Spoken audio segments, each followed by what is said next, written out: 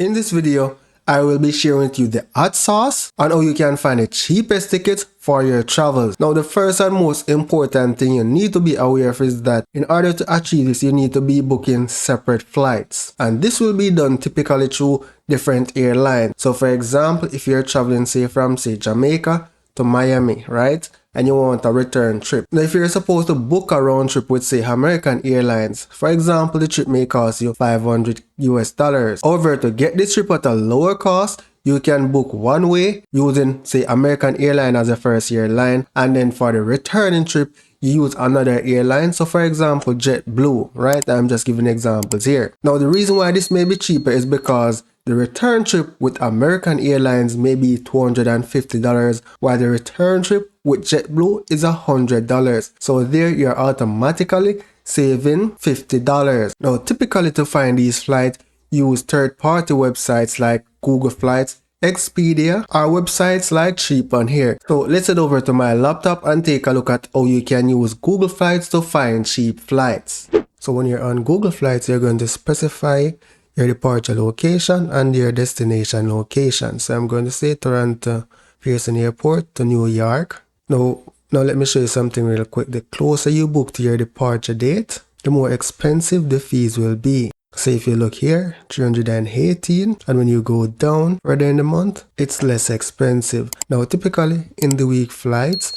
are less expensive than weekend flights. So let's select September the 1st here, and for the return, we're going to select September the 30th. Now let's select done. Now select search, and it will pretty much give you the cheapest flight available. Cheapest is available on Flair Airline. And this is how you can find the cheapest flights available for your destination. There's no tricks in the book out there that can find a flight cheap. So now let's go on Cheap on Here. You're going to see that the flights are pretty much similar because the flights are set by the airlines. So it's going to be YYZ to New York, JFK. My departure time is going to be September the 1st. My return will be September the 30th. Now let's search for a flight. Now, as you can see here from Cheap on Here, we're not getting the same flights that we saw on Google Flights. So right away, Google Flights is finding cheaper flights than Cheap on Here. Now, as you can see, they are even mix and matching the airlines. Now, here you can see that you have the same Flair Airlines, and then for the return trip, you have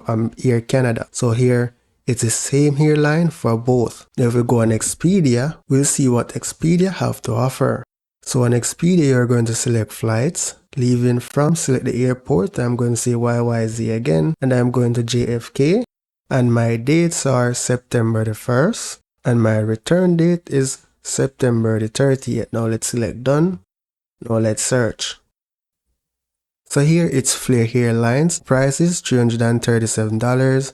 Now let's go on Google Flights. And Google Flights is showing us the same flight for $330. So here we have another flight which is by American Airlines, operated by Republic Airways, also known as American Eagle. Now let's go back to Google Flights and check the same flight.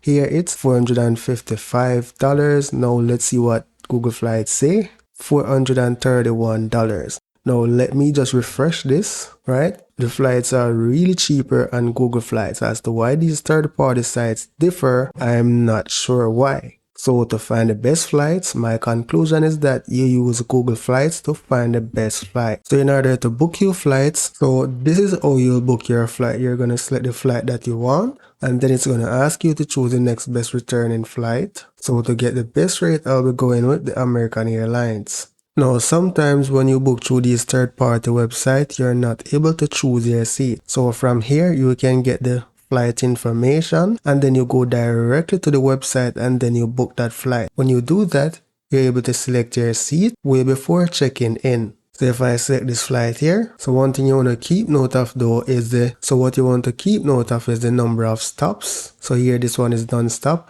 and this one has one stop. So those will determine which returning flight you select.